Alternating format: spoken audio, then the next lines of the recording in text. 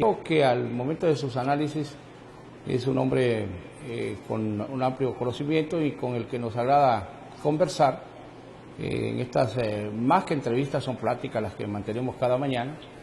Y hoy vamos a tocar el tema político, tanto en Honduras como en otras partes de Latinoamérica. Me refiero a Gilberto Ríos. De repente algunos no lo van a identificar como Gilberto Ríos, pero sí como el Grillo. Un gusto saludarlo, Grillo. Gracias por atender la invitación para que platiquemos esta mañana aquí en El Sol de las Noticias. Buenos días, amigo Javier. Un placer saludarlo y siempre un honor estar en Canal 36 y sobre todo pues compartiendo un poco las reflexiones de lo que está aconteciendo en el país y en este sentido, en este momento en la región centroamericana. Un placer. Vamos a entrarle ya directo a los temas porque hay cuestiones interesantes que abordar y nos vamos a ir un poco alejados aquí de lo que es Centroamérica.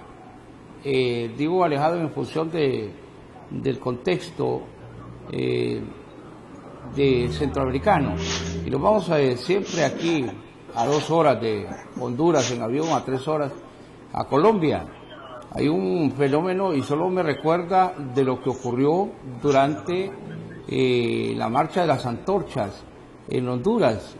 Fue un fenómeno político en el país y hoy parece que se replica en Colombia, donde pues echaron atrás una ley, sacaron al ministro y ahora van contra el presidente. Sus consideraciones sobre este fenómeno político en Colombia, que no ha parado, tiene ya 8 días de manera permanente de estar en las calles. Ya hay muertos, ya algunos se atreven a hablar de que hay genocidio y hay cantidad importantes de heridos, producto de la represión que está sufriendo la gente en las calles. ¿Qué decir de lo que ocurre en Colombia? Sí, bueno, mire, sí, la situación es realmente grave. En 8 días, hoy se cumplen 9 ya, de manifestaciones en contra de lo que sería una reforma tributaria, es decir, una carga impositiva, ponerle más impuestos al pueblo, siempre con un carácter regresivo, es decir, tratando de que sean las clases medias y las personas trabajadoras, ¿verdad?, los más empobrecidos, los que paguen más impuestos, que desgraciadamente es una lógica en América Latina, ¿verdad?, es parte del modelo neoliberal. Esto hizo pues que estallaran protestas en todo el país, pero que en realidad se expresaran otro gran cúmulo de demandas sociales atrasadas a lo largo de estos años en estos gobiernos neoliberales.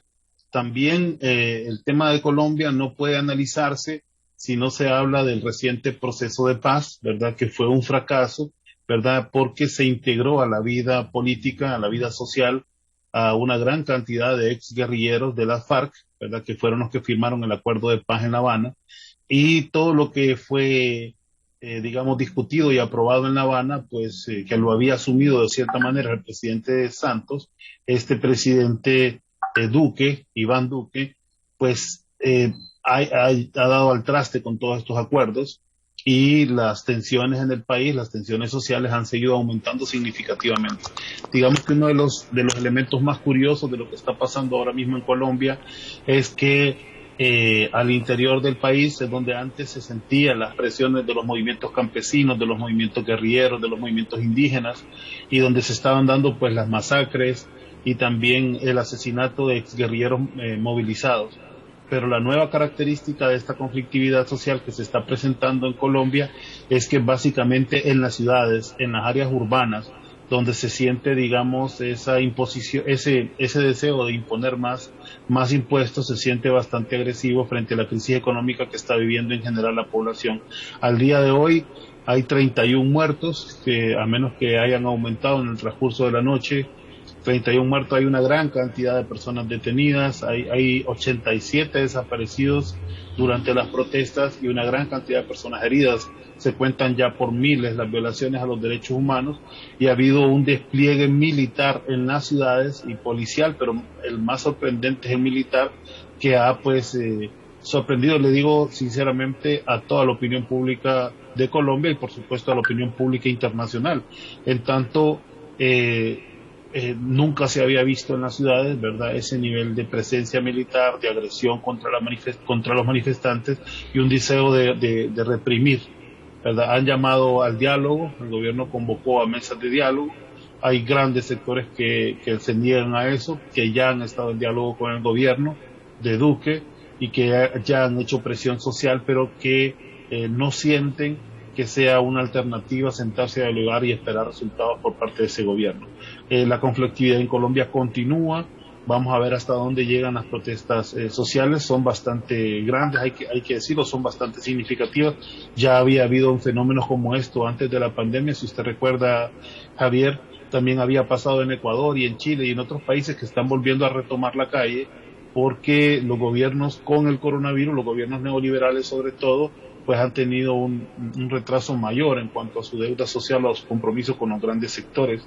Y bueno, ahora la pelota, me parece a mí, está en la cancha del sector popular colombiano, que ha logrado niveles de unidad y de organización bastante significativos y que en este caso, que fueron los convocantes de las movilizaciones, han recibido apoyo masivo de la población. Me parece que estamos viendo un fenómeno muy interesante en Colombia de cambio social y que podría traer repercusiones sin duda para nuestra región, y por eso también es importante seguir la pista.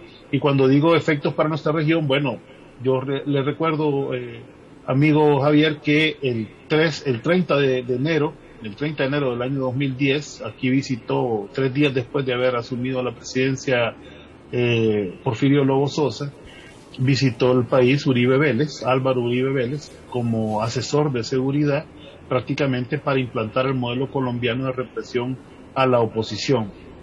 Entonces, nuestro actual presidente de facto, ¿verdad?, que es Juan Orlando Hernández, ha recibido apoyo de los carteles de la droga a nivel internacional para erigirse como presidente de la manera que ya conocemos, y eso también está vinculado a esos capitales y a esos negocios que se tiene con el narcotráfico colombiano. Entonces, a los hondureños en realidad y a las hondureñas nos interesa, ¿verdad?, que se analice este tema, se evalúen las relaciones con Colombia, las relaciones que se han impuesto a lo largo de estos 10 años y ver realmente en qué nos han beneficiado y seguir en la pista de este conflicto que se está desarrollando, como bien lo dijo usted, desde hace 8 o 9 días, el día de hoy.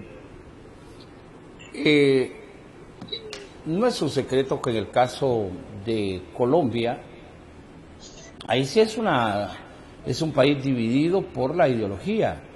La derecha se ha mantenido últimamente en el poder mediante el convencimiento, pues, de la gente, aun cuando la guerrilla tenía posesionamiento en diferentes puntos del país, pero se le ha dificultado el poder entrarle o poder ganarse la credibilidad de la ciudadanía colombiana, cosa que no ocurrió, por ejemplo, en el caso de El Salvador y en el caso de Nicaragua, donde los grupos guerrilleros lograron convencer de que tenían que dejar las armas, buscar el poder mediante la participación política, y lo lograron. Que lo hayan hecho bien o mal, eso ya es otro pisto, pero sí lograron su propósito de llegar al poder estos grupos revolucionarios. En el caso de Colombia, la derecha está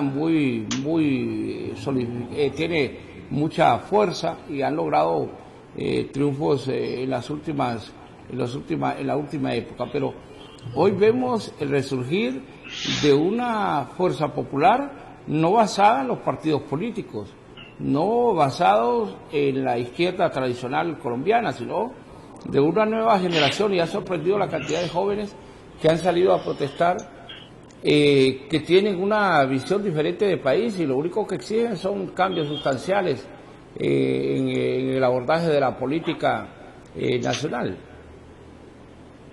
Efectivamente, Javier, es correcto el análisis que usted hace. Es diferente el comportamiento de las guerrillas, digamos, en Centroamérica que lo que ha sido el surgimiento y el final, digamos, de la guerrilla más importante, que es la FARC, aunque siguen existiendo, usted lo sabe, movimientos guerrilleros importantes. La segunda fuerza militar más de oposición insurgente más importante de Colombia es el Ejército de Liberación Nacional, el ELN. que actualmente se encuentra evaluando las posibilidades de un diálogo. Pues con la experiencia que llevó la FARC-EP, las Fuerzas Armadas Revolucionarias de Colombia, Ejército del Pueblo, pues esa experiencia no ha sido muy halagadora, y recuerda otros episodios de la democracia colombiana que han sido realmente trágicos. Recuerde usted que Colombia ha sido tan importante para la historia latinoamericana que incluso, ¿verdad? En 1953 creo que fue el Bogotazo. Tengo problemas con esa fecha, no preciso bien, pero cuando fue el Bogotazo y el asesinato de Julio Eliezer Gaitán, ya estaba de cara a un proceso democrático de cambio, de transición, ¿no? Pero con el asesinato de Gaitán, pues surgieron las primeras guerrillas liberales. En 1957, con la Operación Marca Italia, surgió la FARC, y fue una historia de violencia en el campo, de masacres, de violaciones a los derechos humanos de manera sistemática tan fuerte que prácticamente se ha convertido en el segundo holocausto, ¿verdad?, de América Latina, dejando siempre primero pues lo que fue la guerra de Guatemala y la política arrasada de tierra arrasada contra la población indígena, que nosotros como centroamericanos debemos siempre reivindicar como la guerra más cruel, ¿verdad?, contra el pueblo, que ha ocurrido pues en todo el continente. La segunda yo lo colocaría en Colombia, solo en el gobierno de Uribe Vélez, por ejemplo, que fue cuando arreció el tema del paramilitarismo. Se registran más de 7.500 dirigentes sindicales asesinados. Es decir, ha sido un país sumamente violento, pero que esta violencia, como decíamos al principio, se había concentrado básicamente en la zona rural, en la zona del campo del país, donde están pues las guerrillas, y ahora la nueva característica es que se dan en las ciudades. Y lo otro, que el actor que está convocando ha cambiado, ya no son las guerrillas que tenían mucho desprestigio por toda la campaña mediática, por errores obviamente que se han cometido por estos sectores, porque la guerra no es nada popular tampoco, ¿verdad? La guerra es sumamente impopular, y a pesar de que el gobierno siempre fue el gran agresor, cuando ellos decidieron volverse partido político, tenían la peor de las imágenes posibles, y el pueblo, sobre todo el pueblo de las ciudades, que conste también, los rechazaba bastante. Tuvieron un terrible resultado electoral, y fueron sistemáticamente también asesinando guerrilleros desmovilizados, lo que le valió a la FARC prácticamente un chasco, haberse sometido a los procesos de negociación de paz. Estamos hablando de más de 350 guerrilleros desmovilizados y guerrilleras desmovilizadas que han sido asesinados después de los acuerdos de paz. Hoy el actor que convoca es diferente, el actor que convoca es los sectores sociales organizados, organizaciones campesinas, organizaciones indígenas, de maestros, sindicatos, estudiantes, jóvenes en otras expresiones populares de organización, que están llamando a las calles y que, como le decía, han recibido el inmenso apoyo de los sectores populares que han salido también a la calle, y que se da esta fórmula, ¿no?, que en la medida que los gobiernos, los regímenes empiezan a aplicar tanta represión, más represión, lo que logran más bien es que el pueblo se alce más y las situaciones se pongan más críticas. Creo que estamos en ese momento, creo que la situación es más crítica el día de hoy que el día que comenzó la protesta, y creo que estamos de cara a ver transformaciones por una vía que no habíamos imaginado en el caso colombiano, que es la vía de la protesta popular, ¿verdad?, en las ciudades. Es inédito, es importante seguir la pista, como le decía, a este fenómeno, y sobre todo tomar conciencia, tomar lección, porque para el caso hondureño, por ejemplo, que nos ha costado tanto volver a la movilización popular, ya lo hicimos este 1 de mayo, debemos apostarle más a las fuerzas sociales que han estado desmovilizadas, pero que son las que tienen la capacidad, digamos, de volver a salir a la calle y pues reivindicar los derechos de la población.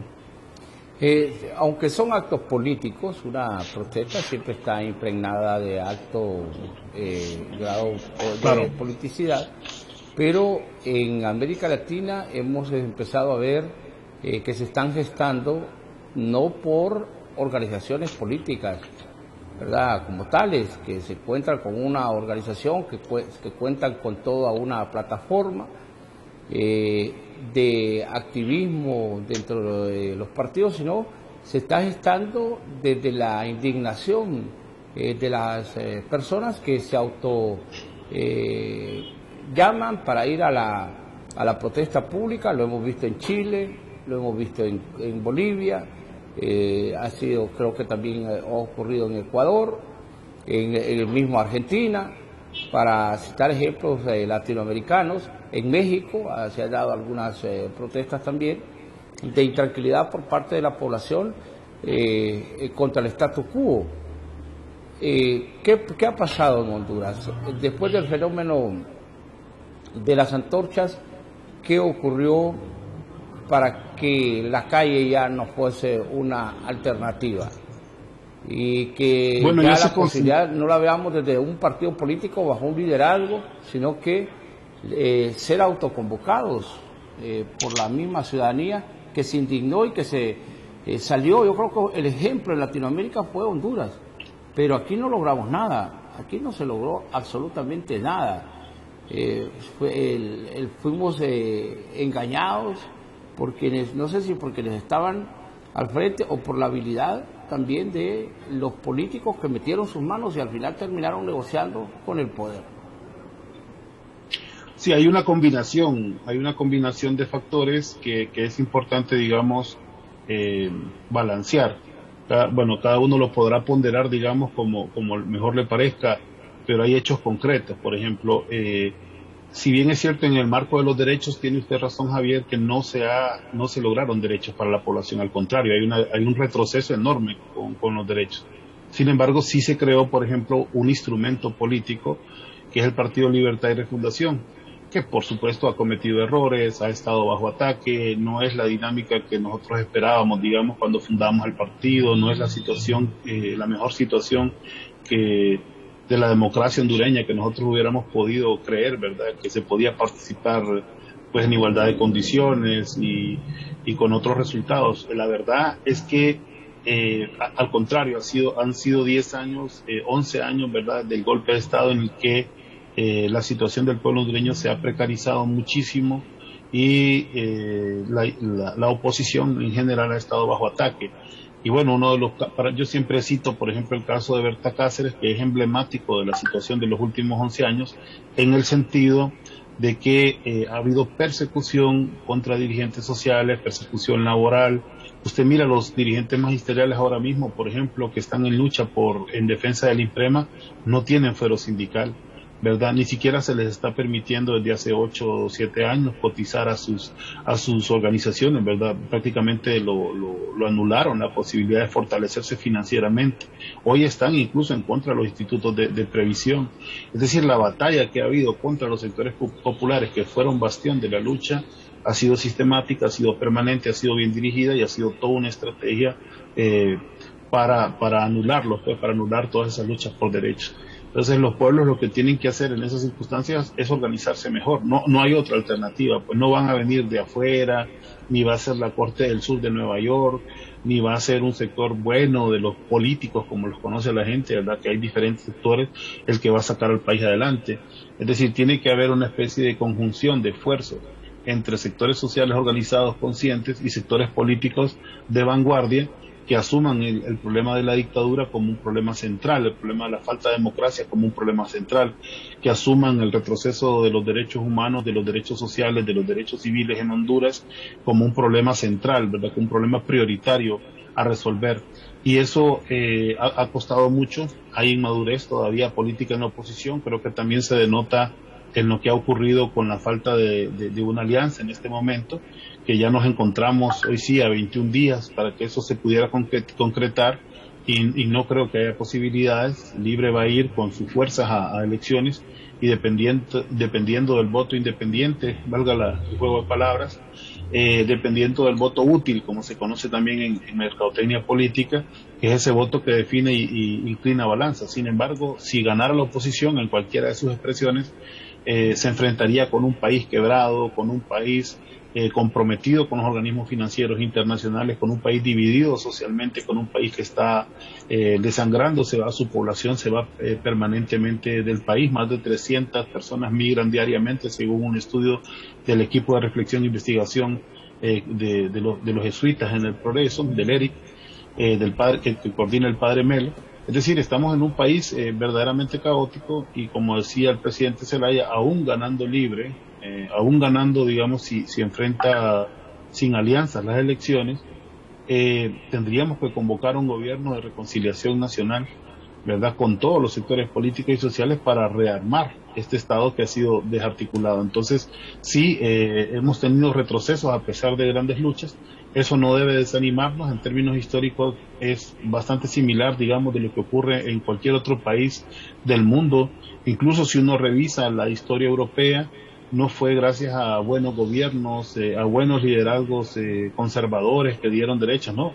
Fueron gracias a presiones del movimiento popular también europeo, de luchas partidarias, el resultado también de las grandes guerras en las que se pudieron conquistar esos estadios de desarrollo, esos estadios de derechos sociales. Entonces, lo de Honduras sí es agobiante, ¿verdad? Pareciera no tener salida, pero ya ves, en Colombia era muy similar y ahora los pueblos están encontrando salida nuevamente por un lugar donde en Colombia en realidad no se lo esperaba.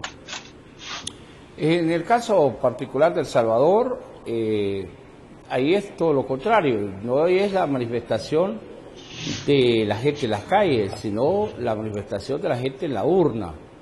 Y entonces se fortalece un presidente que gana unas elecciones de manera clara, contundente, con un mensaje, como se pueda catalogar, populista, revolucionario, en un país donde probaron ser dirigidos por la derecha por mucho tiempo, incursionó la izquierda y al final un pueblo desilusionado por lo ocurrido en los últimos años. Ponen a alguien, no, yo no diría que Bukele es un improvisado, porque él ya había participado en política como alcalde de una comunidad, va, se proyecta e impacta en el sentimiento de los salvadoreños. Pero los cambios se dan en la urna, porque la gente va y vota de manera masiva cuando es convocado el pueblo para escogencia de diputados al Congreso Nacional, y esto trae como consecuencia entonces que desde ahí se genere toda una situación, algunos dicen de cambio, otras de confrontación, y como también querer borrar todo el pasado nefasto que le ha tocado vivir a El Salvador. ¿Cómo interpretar este fenómeno político salvadoreño? Que ya no se dio con las armas, porque probaron con las armas y no les dio resultado. Buscaron a través de los acuerdos de paz y tampoco les dio resultado. Y ahora están en una situación para unos compleja, pero dice el presidente, le dice a la comunidad internacional: hey, un momento, por favor, déjenos, si ustedes nos aprecian, si ustedes dicen que son nuestros amigos, pues no se metan en nuestros asuntos y déjenos poner en orden nuestra casa, porque lo que no queremos es seguirles extendiendo la mano para que nos den de comer. Mensajes como estos, ¿cómo los podemos analizar de Bukele? Bueno, mire, yo quisiera hacer así de manera muy muy rápida, ¿verdad?, una historia del tema de la guerra de El Salvador. No me voy a extender, solo quiero, porque quiero asociarlo con un fenómeno que ahora mismo está pasando en Honduras, o con la región, con el famoso Triángulo Norte. Una forma de descompresionar los niveles de descontento social, de descomposición social que existe en Honduras, es pues expulsando gente, como lo habíamos hablado, ¿no?, expulsando permanentemente población. En el caso de El Salvador, su capitalismo, digamos, en los años 70, 80, era uno de los que tenía mejor ritmo en Centroamérica de crecimiento. Y su oligarquía, como usted recordará, intentó expandirse en el territorio hondureño con la famosa guerra del 69.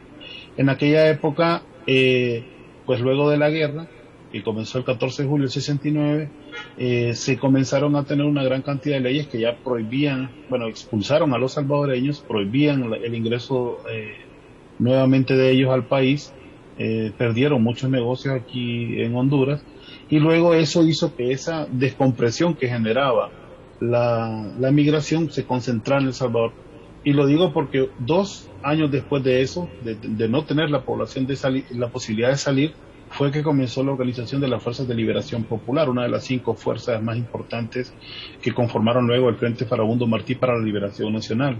Entonces, en Honduras puede pasar lo mismo, no digo que guerrillas, pero sí el hecho de estar, hay una fuerte política para desalentar la migración, para combatirla, para frenarla, y eso lo que va a hacer es que va a hacer la presión social mucho más fuerte en el país, dado las ¿cómo se llama? Las asimetrías que no cambian, las asimetrías sociales, las desigualdades que no cambian. Somos países demasiado desiguales, ¿verdad? Honduras tiene un nivel de desigualdad económica enorme.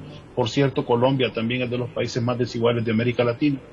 Efectivamente, Bukele venía de las familias, en El Salvador se da al revés que en Honduras, Javier, que los que nosotros llamamos turcos, ¿verdad? Porque fueron los que vinieron por primera vez con la reforma liberal allá por 1870, 1880, con la reforma de Marco Aurelio Soto y Ramón Rosa, que promovía la llegada de extranjeros al país, venían con pasaporte turco. Sin embargo, el Imperio Otomano, como todos sabemos, se desintegró en la segunda década del siglo XX, y ellos volvieron a sus nacionalidades primeras, que son palestinos, libaneses, efectivamente turcos, bueno, en Honduras básicamente palestinos y libaneses. Los palestinos en Honduras a lo largo del siglo XX pues lograron controlar diferentes rutas comerciales, se aliaron a gobiernos militares, luego se volvieron un poder financiero y hoy gobiernan el país. En el caso de El Salvador, sí hay algunos que son importantes empresarios nacionales, pero la característica de los palestinos es que hay un sector bien importante que ha sido de izquierda, que ha sido progresista, incluso Chafik Handal, que fue el secretario general del Partido Comunista Salvadoreño. Pues Handal, ¿verdad? Es primo de Juliet Handal, por cierto, que son de las mismas familias emigradas de Palestina.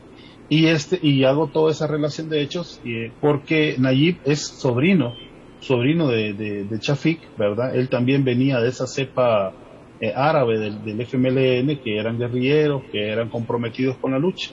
No obstante, cuando el FMLN, y este es bien importante este periodo al que me voy a referir, cuando el FMLN toma el poder, que es en junio del año 2009, en ese mismo mes, pues nosotros no lo podemos olvidar porque es el mes del golpe de Estado en Honduras, que marca en realidad el declive de la izquierda latinoamericana. O sea que al FMLN le tocó gobernar los 10 años del declive de la izquierda latinoamericana, y además con una fuerte oposición interna de los poderes fácticos que controlaban la Sala de lo Constitucional, por ejemplo, que acaba de instituir Nayib, y que frenaba todas las iniciativas de cambio social, de cambio estructural que tenía el Frente. El Frente no hizo un buen gobierno, no fue capaz de superar la lucha institucional, tampoco fue capaz de orientar la lucha popular en las calles, y lo que teníamos era pues un Salvador bastante deprimido. Sin embargo, el Frente dejó al Salvador con 28% de pobreza y con al menos 100 programas sociales de asistencia social que más o menos compensaban los embates del neoliberalismo. No fue un buen gobierno, eso pues es mi criterio, ¿no? Me parece que no se puede ponderar positivamente. Y Nayib llega como esa tercera fuerza, ¿verdad? Renegada a nivel interno, como usted bien lo mencionaba, había sido 2 veces alcalde de un municipio, de un departamento de un municipio de El Salvador, de una ciudad pequeña, luego fue alcalde de San Salvador y posteriormente presidente ya cuando lo habían expulsado del FMLN, que lo único que lograron en realidad fue martirizarlo y hacerlo crecer como figura. Él es muy astuto políticamente, él ha desarrollado una fuerza extraordinaria a nivel popular, tiene respaldo. Esto se tradujo que el 1 de mayo, luego de las elecciones de febrero, pues él tuviera una importante mayoría.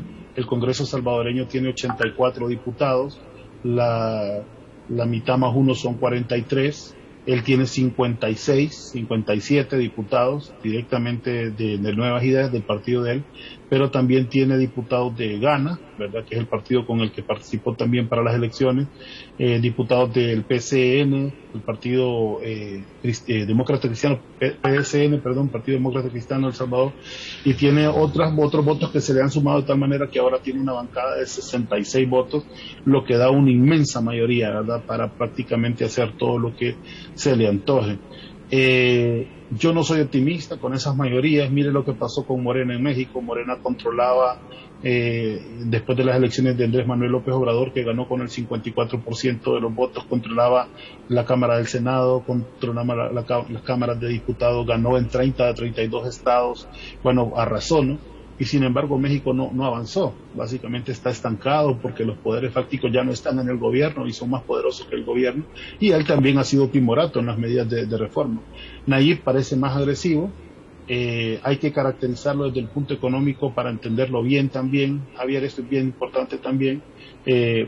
Nayib no es la oligarquía salvadoreña, las famosas 14 familias, está ligado a algunas de ellas, pero más bien Nayib podríamos decir que es un sector, representa un sector de burguesía nacional salvadoreña, y por eso tiende a ser un poco más progresista, incluso en la administración del Estado, un poco más progresista que lo que fueron los gobiernos de la oligarquía, ¿verdad? Y también hay que reconocerlo, y también un poco más progresista de lo que pudieron ser, digamos, o más eficiente en la administración estatal de lo que pudieron ser los 10 años de gobierno del FMLN. Esto es discutible porque también se exacerbó la crítica contra el FMLN, se dijo que había sido un gobierno de muchísimos actos de corrupción, y no es cierto, hubo actos de corrupción, pero no fue un gobierno, vaya, digamos, como el de Juan Orlando Hernández, que la norma es que todo ha sido robado, que todo ha sido saqueado. Eso no fue el caso.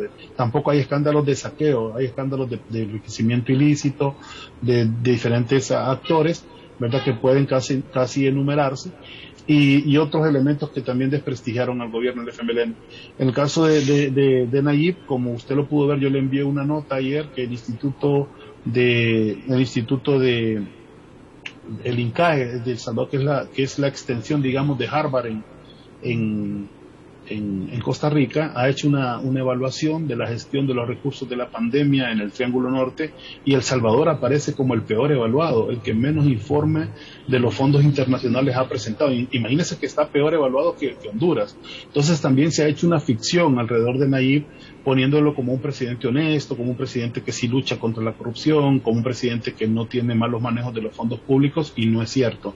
De hecho, su hermano está siendo señalado de concentrar muchos contratos del Estado, y por ahí yo no le auguro un buen futuro. Hoy, ha llevado 2 años criticando a la Asamblea Legislativa por no aprobarle los proyectos de préstamo, por no aprobarle la gestión del Ejecutivo, y hoy tiene control de todo. Hoy ya no tiene excusas, ya no tiene a quién culpar ni con quién pelear, y entonces hoy comienza supuestamente la senda del desarrollo en El Salvador, que aumentó la pobreza del 28% bajo la gestión de Nayib al 35 o al 36%, es decir, casi 8 puntos. Claro, podemos hablar de que existe la pandemia, y que la pandemia obviamente afectó el tema de la distribución de la riqueza social y de la riqueza, de la producción en general de riqueza social, pero que no es un gobierno tan, como se lo pinta, ¿no?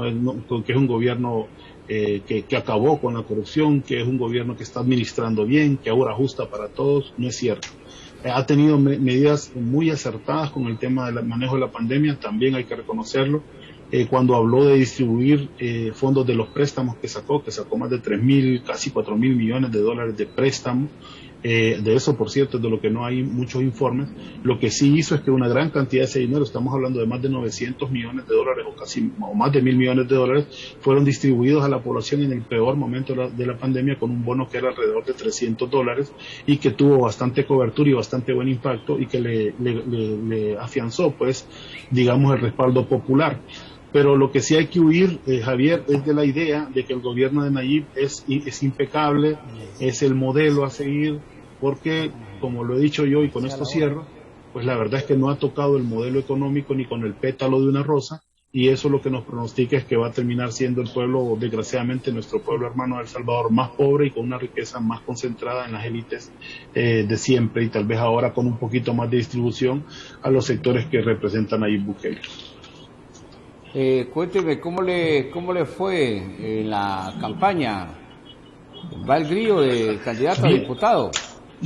Vamos de candidatos. Yo le decía al presidente Zelaya que ya no voy a seguir participando, porque en la primera elección quedé en la 10, en la segunda pues yo también denuncié el fraude interno, usted lo recordará, quedé en la 11, y ahora estoy en la 12 del partido. O sea que si sigo participando voy a salir. Mire, la verdad es que la democracia hondureña es muy débil, la verdad. Creíamos que con la integración de Libre en los diferentes entes electorales, la situación iba a cambiar sustancialmente, pero sí, sigue igual en muchas cosas. Ha sido saboteado el Consejo Nacional Electoral, como bien lo denunciaron sus concejales, pero la verdad pero también ha habido mucha deficiencia en esa dirección, sí. Sí, Grillo, pero hablemos con sinceridad. Sí. Yo creo que aquí no es cuestión de leyes, es cuestión de comportamientos. Y lamentablemente en los mismos partidos se permite que los delincuentes electorales se paseen y que hablen de honestidad y que estén al frente y que sean voceros de los partidos. Sí, es una vergüenza, sí. Esto es indignante. Sí. Sí, es penoso, Javier. Yo no le voy a ocultar, y menos a usted, ¿verdad? O a su amable teleauditorio, cosas que están a la vista. Pues yo no voy a inventar aquí ficciones ni fantasías, no es mi característica. Usted lo decía bien, yo algunas veces me debato entre el dirigente político y el analista político, pero es que hace falta más honestidad en la política hondureña, hace falta más honestidad, más autocrítica, más señalamientos en la política hondureña, sin que esto nos lleve a ser, digamos, la persona que abandera la autocrítica pública de Libre. No es cierto, ¿no? Y además no me gustaría cumplir ese papel. Pienso que la autocrítica tiene su lugar y tiene su momento, y sobre todo el lugar es interno, y el momento es pues cuando hay reuniones. Pero es evidente que el papel que ha jugado Libertad y Refundación y algunos de sus dirigentes no ha sido el mejor, hay que mejorar. Eso sí, yo le puedo decir que es el partido que puede mejorar, que es el partido que tiene la presión de las bases para mejorar, que es el partido que tiene la presión de su propio coordinador general para mejorar, porque si hay una persona que tiene cualidades de dirigente libre, que significa la unidad interna, es el presidente Manuel Zelaya Rosales.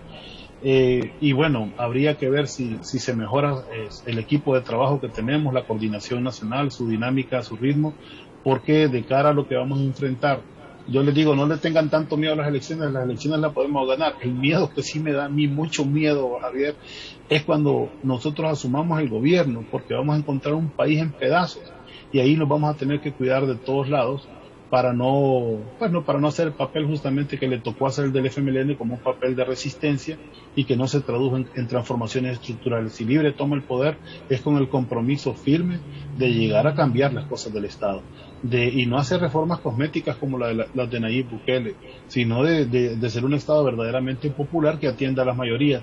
Y para eso es que tenemos que concentrar más fuerzas, elevar los niveles de conciencia y de compromiso de nuestro partido, y por supuesto depurar esos dirigentes que usted señala, que evidentemente están, por ejemplo, involucrados en el tema del fraude electoral interno, y que pasa sin novedad, ¿verdad? Y que incluso hacen en gala pues de la palabra honestidad o de la referencia de honestidad cuando sabemos que no la tienen, pues. Pero bueno, yo no voy a hacer, le decía, el papel de sicario de mi propio partido. Creo que a nivel interno yo he hecho suficiente crítica, los compañeros que estamos en la misma lucha hemos hecho los señalamientos necesarios, y ojalá que Libre y la institución política logre depurarse, porque es lo que ocupa el pueblo hondureño. Pero estamos ante una situación que se volvió como un eslogan, como una cuestión repetitiva durante los últimos años, y es de decirle al elector que aquí en Honduras era necesaria una gran alianza o una alianza para poder lograr asirse del poder y sacar a Juan Orlando Hernández del mismo. Pero vemos, Grillo, que este mensaje que durante 8 años, y ahí se hizo un experimento, se salió muy mal, pero continuábamos repitiendo que la alianza era lo necesario. Pero sorpresivamente no traen, y casi se convirtió, con todo respeto, porque yo le tengo mucho cariño al presidente Zelaya, le tengo mucho respeto, pero aquí estamos hablando de política. Y siento que él se convirtió en uno de los abanderados, antes de la llegada de Yanni, de decir que con Yanni sí se podía, que Yanni sí era la persona con la que podían negociar una alianza. Pero hace una semana nos dicen que ya no, que ya ayer de manera contundente dice doña Xiomara, no más hablar de alianza libre. ¿Cómo van a llegarle al electorado si le habían vendido durante tantos años la idea de la alianza? Sí, fue un error, yo estoy de acuerdo con usted, fue un error hablar tanto de la alianza como la panacea política para la transformación y la posibilidad de vencer. Hay una cosa que no es absoluta cuando usted menciona que fue una equivocación, digamos, la alianza anterior. Se cometieron errores, ¿verdad? Pero sí fue un acierto electoral, ¿verdad? Luego Salvador no tuvo la capacidad de dirigir ese proceso, la verdad es que se vio pues muy mal, ¿verdad? Se fue del país, fue a pedir instrucciones a Washington, se fue a sentar en el diálogo de Naciones Unidas y advertimos que no se iba a lograr nada por ese camino. Por cierto, le envío un saludo por el fallecimiento de su madre, que fue hace 2 días, creo, ¿verdad? Le escribí directamente a él, al ingeniero. Es una situación por la que yo también pasé hace 1 mes y medio y es doloroso. Pero sí, como dirigente político, le digo, no tiene esa capacidad de interpretar las posibilidades, por ejemplo, que llegó a tener el 2017. Si Salvador se hubiera puesto un poco más fuerte, más contundente, más frontal, más directo con la lucha del 2017, no solo sería el presidente, ahorita ya estaríamos hablando de la reelección, o sea, porque si hubiera demostrado una actitud y hubiéramos llegado al gobierno, hubiéramos depurado muchísimas cosas. Lastimosamente no se pudo. Esa confianza que generó esa alianza es la que se estaba utilizando, digamos, esa idea para entusiasmar a los otros sectores. En el caso de Gianni Rosenthal, yo tengo una opinión que ha generado mucha controversia, porque prácticamente se fue del país como una víctima, se había martirizado y regresó como un villano, ¿verdad? A mí me parece que jugó un papel bastante negativo algunos medios de comunicación, alguna inoculación que se hizo de algunos argumentos a través de redes sociales, porque yo no lo miro tan impuro, pues, como lo pueden juzgar otros medios u otras personas, o al menos no recuerdo que se hubiera visto así. Había sido un funcionario eficiente del gobierno del presidente Zelaya, la relación entre la familia Rosenthal y el gobierno fue positiva. Usted recuerda que al igual que Canal 36 fueron militarizados también Diario Tiempo y Canal 11 como Radio Globo, que eran los medios que estaban a favor del poder ciudadano. Y que bueno, hicieron sacrificios muy importantes. Ustedes todavía, hasta hace poco todavía estaban enliados en esos juicios, ¿verdad? Tratando de que se responsabilizara directamente a las personas que habían cometido ese delito. Y yo no recuerdo, pues, como le digo, que sí era una familia oligárquica. Básicamente no se hace referencia a las otras familias oligárquicas o a los otros bancos que también están involucrados, yo diría más gravemente, en el lavado de activos en el país, en los actos de saqueo, como es no voy a mencionar bancos para no causar problemas, pero sí, el Perro Amarillo los menciona todo el tiempo, y básicamente también es todo el sistema financiero nacional el que está colapsando. Y de repente Gianni se volvió a nivel de los medios el villano, ¿verdad? Más villano que Juan Orlando Hernández, y eso impidió la alianza con el Partido Liberal, no con Gianni, porque la alianza era con el Partido Liberal. Y bueno, también él estaba pidiendo ser quien encabezara. Yo creo que hasta ahí ya no podíamos llegar, porque nosotros ya habíamos cedido una vez, que fue con Salvador el 2017, y ahora nos toca solos. Entonces, la respuesta de la militancia es bien valiente, ¿verdad? Es, bueno, asumamos el trabajo organizativo que necesitamos para ganar y pidamos, ¿verdad?, el voto al sector independiente con compromisos claros de la transformación del país. Yo pienso que lo que se ha evaluado por todas estas alianzas que se han estado haciendo es que el Partido Nacional tiene muy pocas posibilidades de incrementar su voto, incluso es una tendencia a la baja por la mala gestión gubernamental que ha hecho, y a pesar de que es un partido bastante organizado, no creemos que vaya a superar los 800,000, 900,000 votos en las próximas elecciones. Entonces todos estos sectores políticos de oposición han creído que es la oportunidad para hacer agrupaciones políticas y sumar el voto independiente.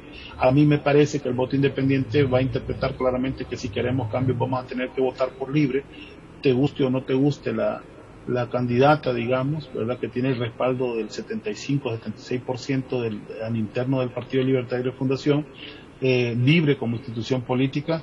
Es el referente de la oposición en el país, y me parece que el próximo gobierno va a ser de libre y vamos a poder ganar las elecciones a pesar de no tener alianza. Muchas gracias, Grillo. Siempre grato poder platicar con Gilberto Ríos, un buen amigo, una persona a la cual tenemos mucha consideración porque tiene esa capacidad para hacer autocrítica. Y yo creo que cuando uno milita en un partido político o milita en cualquier otra organización, debe tenerse esa capacidad. Gracias, Gilberto, y le deseo la mejor de las suertes en su participación política. Ojalá que dentro del Libre logren valorar a Gilberto Ríos, una lucha, un trabajo desde la base, desde los necios empezó a formar parte de lo que se llamó la resistencia popular y es un hombre de lucha, así que le reitero el agradecimiento por haber estado en esta ocasión dialogando con nosotros aquí en la entrevista del Sol de las Noticias, donde más que una entrevista es una conversación con nuestros invitados e invitadas. A todos ustedes, gracias, que Dios les bendiga. Continúen con la programación de Canal 36. Yo soy Javier.